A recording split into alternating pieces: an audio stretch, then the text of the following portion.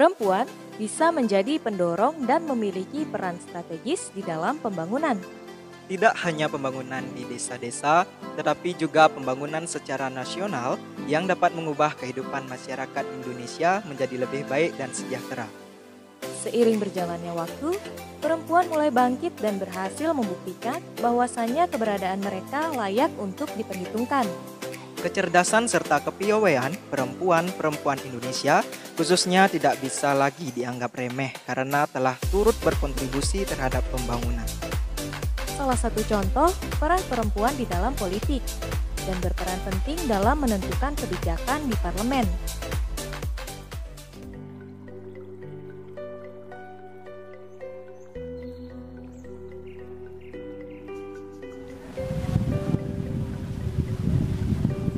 Halo pemirsa, jumpa lagi dengan saya Vanda dan rekan saya Surya, di acara Ngopi, Ngobrol Asik Topik Terkini. Kali ini kita sudah ditemani dengan narasumber kita, Bu Lohesti Ranita Sari. Beliau merupakan Ketua Komisi 4 DPRD Kabupaten Buleleng. Halo Ibu Rani, apa kabarnya? Kabar baik. Gimana kabarnya adik-adik, sehat? Sehat, Bu. Iya. Oke, Ibu Rani ini adalah perempuan yang aktif menyuarakan hak-hak perempuan dan anak di parlemen. Kemarin tanggal 22 Desember kita kan merayakan Hari Ibu, memperingati Hari Ibu. Nah, Hari Ibu ini kan menggambarkan perjuangan daripada seorang perempuan di Indonesia dalam berkehidupan berbangsa dan bernegara. Terus bagaimana pendapat Ibu tentang hal ini? Baik, sebelumnya saya ucapkan selamat Hari Ibu untuk pemirsa semuanya. Semoga ibu-ibu kedepannya tambah maju, sukses, dan bisa berdiri sendiri di atas kedua kakinya. Memang kalau berbicara tentang Hari Ibu itu identik dengan perempuan. Tapi bagi saya namanya Hari Ibu tidak hanya saja untuk ibu yang sudah punya anak, tapi juga seluruh perempuan di Indonesia, bulan khususnya bisa merayakan Hari Ibu, di mana Hari Ibu itu mengandung makna yang sangat dalam. Bagi saya itu perempuan itu luar biasa. Perempuan itu hebat, harus bisa mengurus semuanya. Tapi kalau berbicara tentang perempuan, menurut kajian yang ada, ilmu-ilmu yang ada sejak zaman dulu kala itu dianggap selalu di bawahnya laki-laki, padahal tidak seperti itu. Tidak setuju ya? Tidak setuju, tidak seperti mungkin dulu ya ada pakem-pakem budaya yang harus ditaati oleh ibu-ibu. Seumpamanya dulu ibu-ibu nggak boleh keluar rumah, harus di rumah, tapi kan tidak seperti itu sekarang ini. Jadi sekarang kalau dulu tuh masih dikelompokkan ibu-ibu di kelas 2, laki-laki kelas 1, ibu kelas 2. Tapi dan kelas 2 dalam apa ini, Bu? jadi dikelompokkan laki-laki dulu baru perempuan. Di nomor dua. Kan. Tapi tidak sekarang. Makanya ada istilah ladies first kayak gitu. Jadi yang saya lihat sekarang makna dalam makna Hari Ibu, perempuan khususnya zaman sekarang itu berhak untuk menyuarakan apa yang dia ingin suarakan, mengeluarkan potensi diri, meningkatkan kualitas dirinya untuk menjadi lebih baik dan menjadi panutan bagi anaknya, tetangganya, ibunya, terutama di keluarga kecilnya. Kalau itu saja semua sudah bisa lakukan, saya yakin kok seluruh pejabat mungkin perempuan nanti gitu kan. Jadi saya ajak semua ibu-ibu untuk menggali potensi dirinya untuk berkarya supaya mempunyai nilai lebih dan mempunyai potensi lebih dibandingkan yang lainnya. Tapi saya tidak menomorduakan laki-laki ya, tetap kita harus duduk bersama, berdiri sama tinggi, duduk sama rendah. Berarti dari segi feminisme dan maskulinitas sudah setara, Bu ya? Dan selanjutnya perempuan dan laki-laki memiliki akses yang sama dari di bidang politik, ekonomi, sosial, budaya, dan sebagainya. Bagaimana pandangan Ibu tentang itu? Baik, Mbak, kalau menurut saya kita sudah berjalan waktu itu semakin bertahap itu perempuan sudah semakin berani. Jadi saya beranggapan perempuan di politik itu bukannya pantas untuk diragukan lagi, karena banyak sekali perempuan yang bisa duduk di kursi legislatif yang notabene itu susah dicari. Ibaratnya kalau kita nih pacaran gitu, kita pacaran gitu. Jadi kita bisa nebak nih, hai aku suka kamu. Kalau kita di legislatif sebagai wakil rakyat mencari simpati konstituen itu tidak bisa ditebak. Dalam arti kita harus menunjukkan bahwa kita ini kita asah terus nih, kita benar-benar layak untuk mereka pilih, dan itu harus continue. Nggak bisa saat ini aja tuh bilang aku suka kamu, tapi terus diingat supaya sampai akhirnya perempuan dipercaya. Karena banyak sekali orang yang tidak meragukan perempuan di politik ya, sisi politik. Apakah Ibu pernah merasa diragukan selama Ibu pernah. di politik? Kalau bicara tentang sejarah bagaimana saya di politik dari bawah sampai bisa seperti ini itu banyak cerita. Mungkin dalam 1 jam ini nggak akan selesai. Banyak diragukan dari saya perempuan. Umur saya waktu itu masih muda, 28 tahun. Saya sudah berpolitik 27 lebih gitu, 28 ya berpolitik. Tamat S2 saya mulai coba terjun ke politik, belajar. Terus saya beranikan diri. Awalnya memang nggak percaya diri, Mbak itu bisa apa gitu kan, dapat cemooh ya, dan menurut saya itu wajar. Jadi sebagai acuan saya untuk saya ini bisa loh, kebetulan saya saudara berdua perempuan, adik saya perempuan, almarhum bapak saya itu mengajarkan kalau perempuan itu harus bisa gitu. Jadi seperti Mbak katakan tadi, akses politik semua orang berhak kok. Dengan sistem pemerintahan kita yang memiliki sistem pemerintahan amanat undang-undang mengamanatkan 30% itu harus diisi oleh perempuan kuotanya waktu pendaftaran di KPU. Tapi dengan seiring waktu, saya bilang tadi banyaknya dorongan, banyak yang ikut, tapi kembali lagi ke kendala perempuan calon legislatif itu harus berbagi pemikiran ya, harus ngurus sebelum nyari suara, harus ngurus anaknya, harus ngurus suaminya. Jadi tidak ada boleh yang tertinggal. Tidak boleh, karena izin suami itu pasti begini ngomongnya, kamu boleh berpolitik, tapi tidak boleh meninggalkan kewajiban kamu sebagai suami, sebagai istri dan ibu dari anak-anak saya gitu. Jadi di situ kendalanya.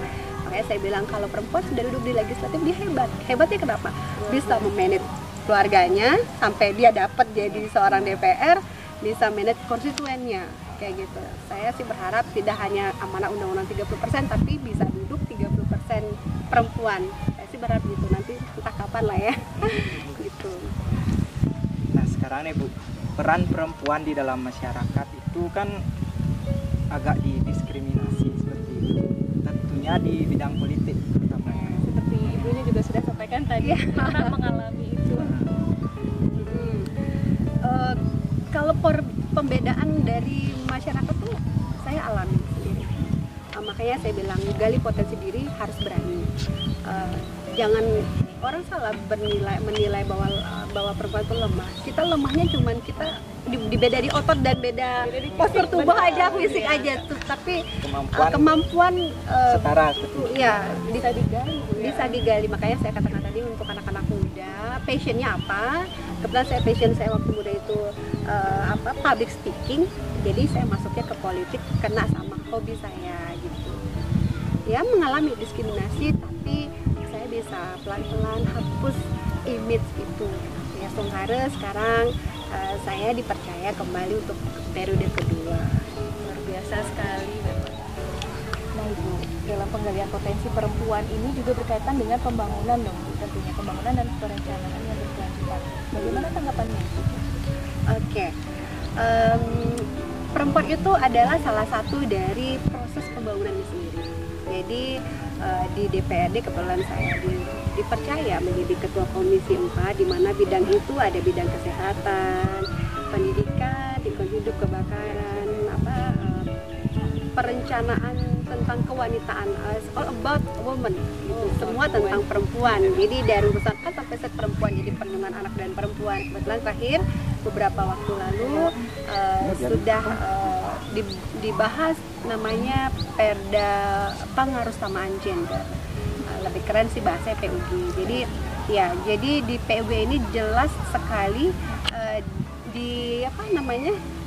dibahas apa isi PUG itu. Salah satunya perempuan sebagai salah satu pemberi warna di pembangunan dan perencanaan dalam proyek pembangunan Buleleng ke depannya.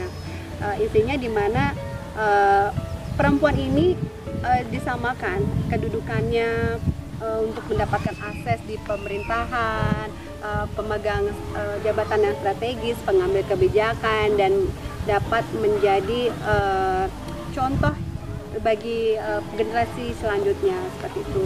Jadi isinya dimana kalau setiap SKPD atau OPD yang ada di Buleleng, maksudnya satuan perangkat daerah seperti Dinas Pemberdayaan Perempuan, Dinas Lingkungan Hidup, Dinas Pekerjaan Umum, Pendidikan, itu tidak mengindahkan dari isi PUG ini akan dikenakan sanksi dan harus melibatkan perempuan sebagai penerima anggaran untuk membentuk perempuan yang dikatakan tadi mengisi pembangunan dan perencanaan di Kabupaten Buleleng.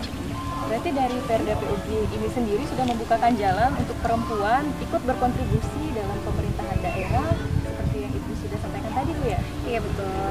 Jadi kenapa Perda ini saya kebut untuk disetujui awal dari pembentukan Perda ini sangat ribet ya, maksudnya bukan ribet, saya harus panjang. Jadi saya bersama 10 anggota Komisi 4 mengajukan Perda Pengusahaan Gender PUG ini ke Bapemperda. Kalau di DPRD itu ada namanya Bapemperda, Badan Pembentukan Perda yang ada di bagian dari lembaga DPRD untuk disetujui dibawa ke fraksi, artinya dibawa lintas partai, semua partai menyetujui baru diserahkan ke eksekutif, artinya ke pemerintahan Kabupaten Buleleng sebagai bupati, sebagai pimpinan pertama utamanya di Buleleng. Setelah disetujui baru bisa kita bahas, dan itu prosesnya cukup lama. Sebelum itu ada kajian akademis yang harus kita jalani, harus kita lewati supaya benar-benar fix. Jadi di sini di PUG ini sudah tertera dan tercantum jelas apabila SKPD yang tidak mengindahkan ataupun tidak mensupport kegiatan perempuan di setiap kegiatannya. Jadi SKPD itu setiap tahun itu mendapatkan anggaran dari APBD kami, dari APBD kita itu kurang lebih 2 triliun sekian, dan akan dibagi-bagilah bahasa sederhananya ke Dinas A, D, B, C, dan D. Dinas itu yang kami tekan untuk membuat program yang mensupport segala kegiatan perempuan, minimal ya 10% lah untuk perempuan. Jadi kegiatannya bisa memberikan pelatihan untuk perempuan, bisa memperdayakan perempuan untuk aktif di dalam pembangunan itu sendiri. Nah, di masa pandemi saat ini nih Bu, apakah Ibu ada pesan kepada ibu-ibu yang berada di pelosok desa, terutamanya di Kabupaten Buleleng, tentang COVID saat ini? Apa yang mereka harus lakukan, Bu? Oke, baik. Nah, ini topik menarik karena bersinggungan dengan apa yang saya lakukan selama ini. Saya tidak pernah bosan, tidak pernah lelah, dan selalu setiap saya lelah, saya pikirkan bahwa saya berada di sini karena mereka. Kebanyakan pemilih saya adalah ibu-ibu seperti itu. Jadi saya ingin mengajak ibu-ibu untuk lebih peka terhadap anak-anaknya di rumah dengan situasi seperti ini. Jangan menganggap COVID ini nggak ada. Banyak sekali teman saya, dokter-dokter teman saya itu meninggal, rekan-rekan bupati dan wakil bupati teman saya di luar meninggal karena COVID. Jadi pesan saya ke buat ibu-ibu, jaga dan lebih peka terhadap situasi yang ada sekarang, itu menjaga anak-anaknya, keluarga kecilnya dulu dari COVID ini, dengan cara mungkin nanti dari luar di depan pintu buka baju, ganti baju anaknya, langsung mandi, dibiasakan pakai masker setiap hari diganti, dibiasakan mencuci tangan, diajarkan mereka untuk sayang sama dirinya sendiri. Biasa juga dibiasakan untuk pakai hand sanitizer, karena saat tanggal 4 Januari atau tanggal Januari lah ya, Menteri Pendidikan kita sudah memberikan himbauan kepada seluruh murid didik yang ada di Indonesia untuk boleh pembelajaran tatap muka PTM dengan tetap mengutamakan protokol kesehatan prokes pada sekolah masing-masing. Dari rumah dulu disiapkan, mungkin nanti ibu-ibu disiapkan masker, face shield, dan tisu basah untuk persiapan menuju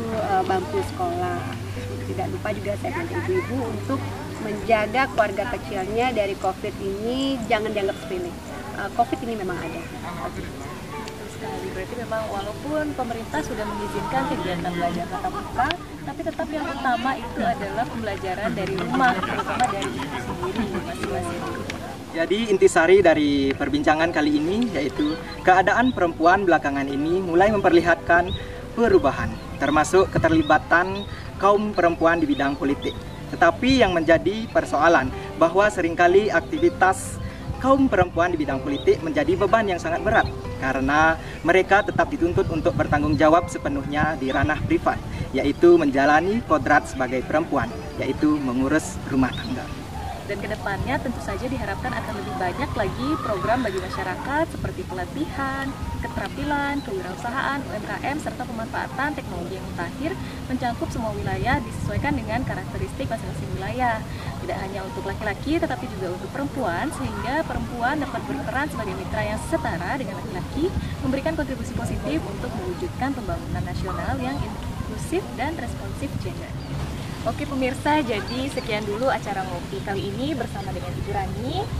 Baik Bu, kami doakan Ibu biar diberikan kesehatan selalu, karena kami tahu Ibu sibuk sekali kayaknya Ibu ya. Nah, Iya, pasti kan turun ke lapangan seperti itu. Nah, biar diberikan kesehatan, dijauhkan dari virus COVID kali ini Bu. Iya, terima kasih buat adik Panda sama adik Surya yang sudah mengundang saya hari ini ngopi bareng dalam obrolan sore hari ini di sela-sela kesibukan kalian berdua. Izinkan saya mengucapkan selamat tahun baru untuk ibu-ibu di rumah, untuk seluruh warga masyarakat Buleleng ataupun pemirsa yang menonton kali ini. Saya berharap tahun 2021 lebih baik daripada tahun ini, dan semoga tahun depan tidak ada lagi adanya virus corona, vaksin sudah semua didapat ke masyarakat, dan kita bisa normal melakukan kegiatan lagi tanpa takut harus terkena virus. Oke, sekarang kita minum yuk. Mari. Ya.